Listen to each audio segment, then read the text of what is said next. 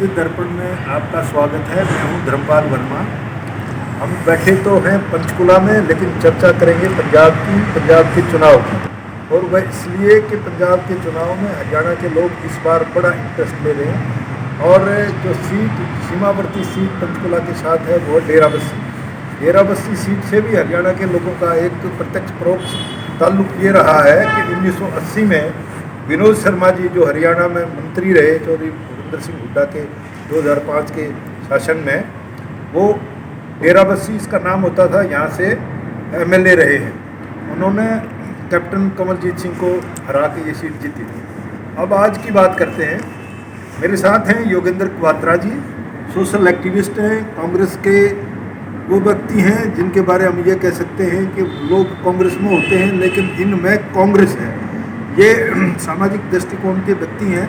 पंजाब के चुनाव में, पंजाब के लोगों में, पंजाब की राजनीति में रुचि लेते हैं। तो डेराबस्सी में जो कांग्रेस के उम्मीदवार हैं दीपेंद्र ढिल्लों जी, वे इनके साथ पारिवारिक संबंध हैं और ये अच्छे दोस्त हैं। आज हम इनसे ही डेराबस्सी विधानसभा क्षेत्र में राजनीतिक गतिविधियों पर चर्चा करेंगे। सर नमस्कार। नमस्कार जी, मैं आपका बहुत बहुत धन्यवाद करता हूं कि आपने मुझे इस काबिल समझा। और कांग्रेस के जो कैंडिडेट है हमारे डेराबस्सी से, आदरणीय सरदार दीपेंद्र सिंह ढिल्लों जी, वो बहुत एक सामाजिक व्यक्ति हैं। बहुत टाइम से वो यहाँ पे कार्य कर रहे हैं और सेवा का कार्य कर रहे हैं। उन्होंने कभी ऐसी दृष्टि नहीं रखी, अगर 3-4 बार हारे भी हैं तो उन्होंने कभी वो इस इलाके को छोड़ के नहीं गए।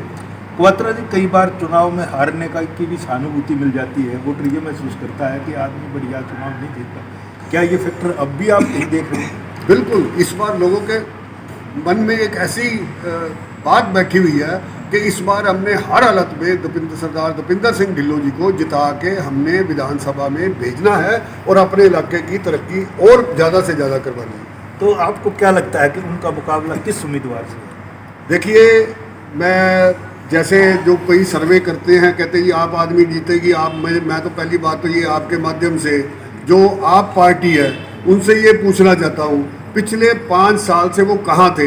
इलेक्शन में आए, इलेक्शन के बाद वो घर चले गए, उसके बाद दिल्ली से उठ के अब फिर आ गए और झूठा प्रचार कर रहे हैं। तो अरविंद केजरीवाल की विश्वसनीयता पे आप क्या कहोगे, जैसे और कांग्रेस के लोग बात करते हैं? देखिए, जो अरविंद केजरीवाल का काम है, पिछली बार उसने संजय सिंह को भेजा, संजय सिंह को भेजकर यहाँ पे इनकम जो भी करनी थी कर ली। इस बार उसको हटा के राघव चड्ढा को भेज दिया और जिसका शोर आप भी सुन रहे हैं, पूरे पंजाब के अंदर उसने एमएलए की टिकटें बेची हैं। ये बिल्कुल विश्वसनीय के काबिल नहीं है जो है। तो अब आप क्या समझते हैं कि जैसे और लोग कहते हैं कि पंजाब के कुछ लोग बड़े सामाजिक व्यक्ति थे, जो अच्छे स्वभाव, विचार और शाख के लोग थे, वो कभी आम आदमी पार्टी में होते थे, वो नहीं नजर आते? बिल्कुल, वो आम आदमी पार्टी छोड़ गए, या तो उन्होंने कांग्रेस ज्वाइन कर ली या चुपचाप वो बैठ गए। क्यों?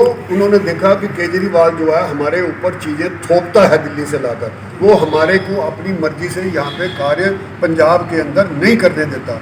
और उसका एक लालच है कि मैं किसी बड़ी स्टेट का, हो सकता है आज उसने इसको सीएम अनाउंस किया है, कल को इसको पटकनी मार के आप भी आके बैठ सकता है। डेराबस्सी विधानसभा क्षेत्र में आप मुकाबला किन के बीच में? देखो जी, मुझे तो जो मेरी जो भावनाएं हैं, जो मुझे पता है कि मेरी ऑब्जर्वेशन से श्री दीपेंद्र सिंह ढिल्लों जी, सरदार दीपेंद्र सिंह ढिल्लों जी बहुत बड़े मार्जिन से जीतेंगे। क्योंकि 10 साल से यहाँ पे एनके शर्मा ने कोई काम नहीं किया। उसने कोई, ठीक है, कमेटी भी उनके अंडर थी, कमेटी में तो वो शिकस्त खा चुके हैं। पहले स्टेप पे जो कांग्रेस से वो शिकस्त खा चुके हैं, जहाँ उनके 31 पार्षद होते थे, अब उनके 4 या 5 पार्षद हैं। दीपेंद्र ढिल्लों ने पिछला जब चुनाव लड़ा और अब जो लड़ रहे हैं, इनके बीच में एक बड़ा फर्क ये आया कि उनका बेटा जो है नगर परिषद गिरपुर का प्रेसिडेंट, चेयरमैन है। तो इस बात को आप राजनीतिक तौर पर उनके नफे नुकसान में कैसे देखते हैं? देखिए जी, सरदार दीपेंद्र सिंह ढिल्लों जी का बेटा जो उदयवीर ढिल्लों है, वो जो निगम का कमेटी का प्रधान बना, उसने 8 महीने के अंदर ऐसे काम करने की कोशिश की और काम किए जो बोलते हैं और जनता देखती है। और जनता ने माना इस बात को कि इसको कोई अपना लालच नहीं है, ये जो काम कर रहा है जनता के लिए कर रहा है और जनता के दिमाग में ये चीज़ बैठ गई है। और ये बहुत बड़ा बेनिफिट जो है सरदार दीपेंद्र सिंह ढिल्लों जी को मिलेगा। और हमारे जो उदयवीर जी हैं, जिस हिसाब से वो कार्य कर रहे हैं वो इस हिसाब से वो कार्य करते रहे तो मुझे नहीं लगता कि अगले 20 साल भी वो कमेटी से जाएंगे। योगेंद्र जी, सरदार कैप्टन अमरिंदर सिंह के परिवार के साथ दीपेंद्र ढिल्लों के पारिवारिक संबंध माने जाते हैं भी। अब क्योंकि अलग अलग दो मोर्चों पे अलग अलग लड़ाई हो रही है, परिवार एक है, विचार दो है, तो इन परिस्थितियों का ढिल्लों साहब को क्या नफा नुकसान है? देखो, पारिवारिक रिश्तेदारी या पारिवारिक दोस्ती तो सबकी होती है, जितने भी नेता हैं। अब बादल साहब के भी बहुत ज़्यादा करीब थे, लेकिन जो है आफ्टर ऑल वो जाके बीजेपी की गोदी में बैठ गए। और जबकि लास्ट टाइम बहुत बड़े नेता हैं, हम उनके अगेंस्ट बोलना हमें अच्छा भी नहीं लगता, लास्ट टाइम उन्हें पूरे पंजाब के अंदर झोली फैलाकर कहा था ये मेरी लास्ट टर्म है, मुझे एक बार जिता दो, मैं दोबारा कोई इच्छा नहीं रखूँगा। लेकिन अब वो फिर इच्छा रख के भारतीय जनता पार्टी के पास चले गए। डेराबस्सी विधानसभा क्षेत्र में जो कास्ट फैक्टर है उसको अगर आप देखते हैं तो कुछ लोग ये कहते हैं कि हिंदू और ब्राह्मणों की सीट है, इसको आप राजनीतिक तौर पर किस तरीके से इसका करेंगे? देखिए, मैं तो एक बात कहना चाहता हूँ कि हमें इलेक्शन के अंदर कास्टिज्म नहीं देखना चाहिए, हमें व्यक्ति देखना चाहिए कि कौन सा व्यक्ति हमारे लिए काम करेगा। एक बात मैं ये भी कहना चाहता हूँ आपके माध्यम से, जब भी कोई इलेक्शन आता है, चाहे एमएलए का हो चाहे एमपी का होता है, तो कुछ पार्टियाँ वो तो एक ही आवाज़ में कहेगी हिंदू खतरे में, हिंदू खतरे में। मुझे नहीं समझ आता कि हिंदू कहाँ से खतरे में, हिंदू कहीं खतरे में नहीं है, वो खुद खतरे में है, इसलिए वो ऐसी बात कह के लोगों को उकसाते हैं। लेकिन कास्टिज्म जो बिल्कुल नहीं आना चाहिए और कास्टिज्म के बगैर इलेक्शन लड़ना चाहिए। हाँ, मतलब यहाँ जो वोटर है वो पढ़ा लिखा वोटर है, वो इस तरह की बात नहीं सोचता मेरे ख्याल से तो। और यहाँ तो हिंदू और सिख की भी कोई इतनी बात पंजाब में मुझे नहीं लगता चलती होगी। देखिए, पंजाब के अंदर हिंदू सिख एक है, क्योंकि हिंदू से ही सिख बने, सिख से ही हिंदू बने, सब जो है एक मेल जोल वाले परिवार वाले हैं। उनके मन में ऐसी कोई भावना नहीं है, ये नेताओं के मन में भावना है और वो ऐसी पैदा करना चाहते हैं, ऐसी पैदा नहीं होगी भावना। और मैं तो ये कहता हूँ कि मैं अभी 2-3 दिन पहले कहीं पे कुछ सुन रहा था, भारतीय जनता पार्टी के किसी व्यक्ति का एक वक्तव्य आया था, वो कहता है जी हमें एक मौका दे दो। मैं तो आपके माध्यम से एक पूछना चाहता हूँ, क्या एक मौका मांग रहे हैं? वो 10 साल अकालियों के साथ नहीं थे? उन्होंने क्या किया? उन्होंने अब ये मौका प्रस्त है, अब वो कह रहे हैं हमें एक मौका दे दो। किस चीज़ का मौका दे दो? आपको तो 10 साल मौका मिला था। कल ही चन्नी को मुख्यमंत्री बनाने की घोषणा राहुल गांधी जी ने कांग्रेस पार्टी ने की है, इस इम्पैक्ट को किस तरीके से देख लीजिए अपने इस डेराबस्सी? देखिए, पहली बात तो मैं राहुल गांधी जी को बहुत बहुत धन्यवाद करूंगा कि उन्होंने एक ऐसे तरीके से, ऐसे सिस्टम से बहुत अच्छे व्यक्ति को जो है मुख्यमंत्री के लिए आगे पेश किया। और ये जो मुख्यमंत्री का कार्यकाल इनका जो था, थोड़ा सा छोटा सा कार्यकाल था, इन्होंने बहुत अच्छे काम किए।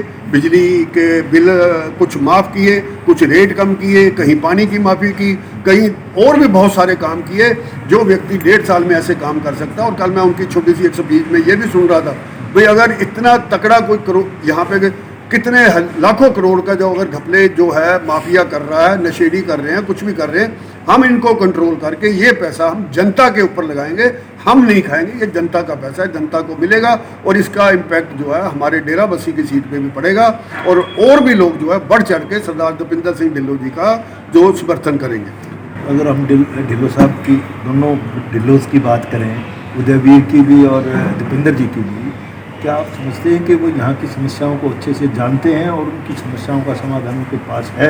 कुछ ऐसी चीज़ें हैं जिनका ताल्लुक हरियाणा से भी है, पंजाब से भी है, कुछ इस किस्म की कुछ प्रोजेक्ट आपके दिमाग में हैं जो इन्होंने स्टार्ट किए हैं, जिन पे ये फोकस करके चल रहे हैं? देखिए, ये दोनों जो हैं बड़े सामाजिक व्यक्ति हैं।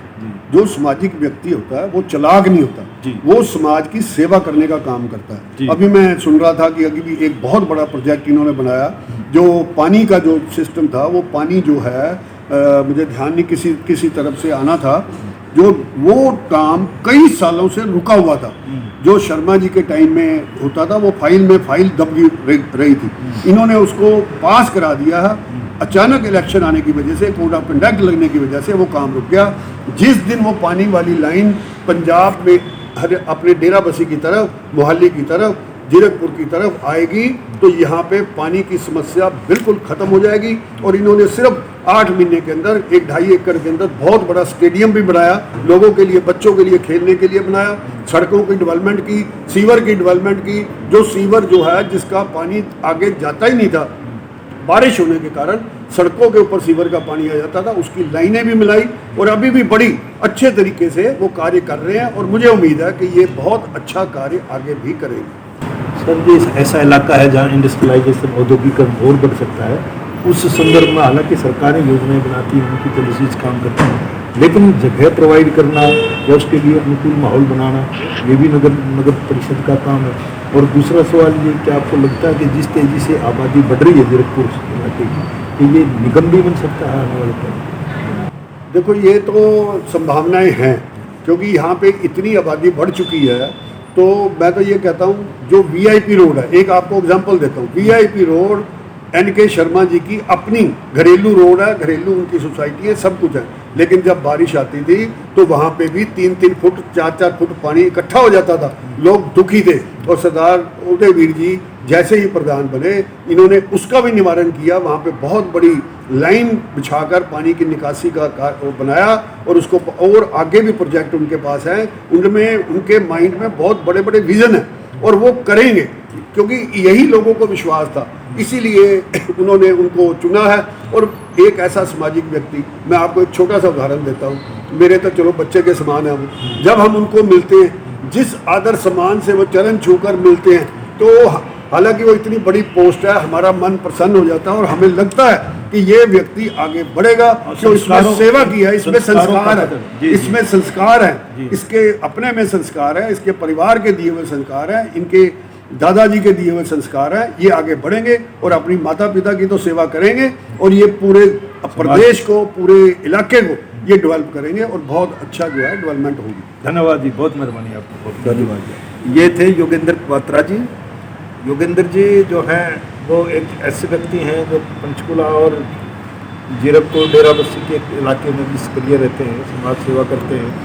इन्होंने नगर निगम पंचकुला का पिछली बार सेक्टर 14 वार्ड का जो सेक्टर 20 भी पड़ता है, वहाँ से चुनाव लड़ा। थैंक यू वेरी मच, धन्यवाद।